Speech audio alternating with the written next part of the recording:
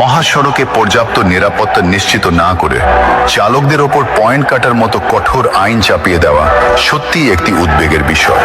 যখন একজন চালক সারাদিন জীবনের ঝুঁকি নিয়ে রাস্তায় থাকেন, তখন তাকে সহায়তার বদলে যদি কেবল শাস্তির ভয় দেখানো হয়, তবে তা মানসিক চাপের সৃষ্টি করে।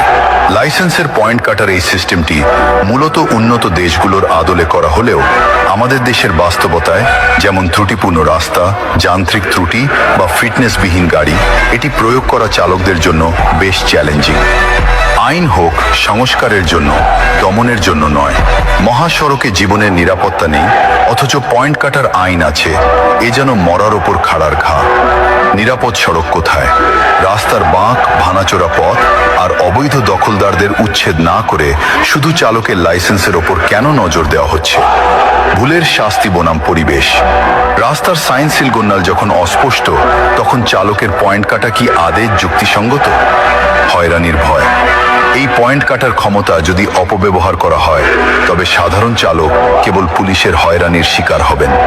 নিরাপত্তা দিন, তারপর আইন নিন। পয়েন্ট কাটা বন্ধ হোক, নিরাপদ সড়কের নিশ্চয়তা হোক। শ্রমিক মারার আইন নয়, চালকের জীবন রক্ষা হয় এমন আইন চাই। রাস্তা ঠিক নাই, নিরাপত্তা নাই, পয়েন্ট কাটার বিচার চাই। কিছু বাস্তব দাবি যা তোলা জরুরি। আইনের স্বচ্ছতা। কোন অপরাধে কত পয়েন্ট কাটা হবে তা যেন সাধারণ ও অশিক্ষিত চালকরাও সহজে বুঝতে পারেন। সংশোধনের সুযোগ। পয়েন্ট কাটার আগে চালককে সতর্ক করা এবং প্রশিক্ষণের মাধ্যমে পয়েন্ট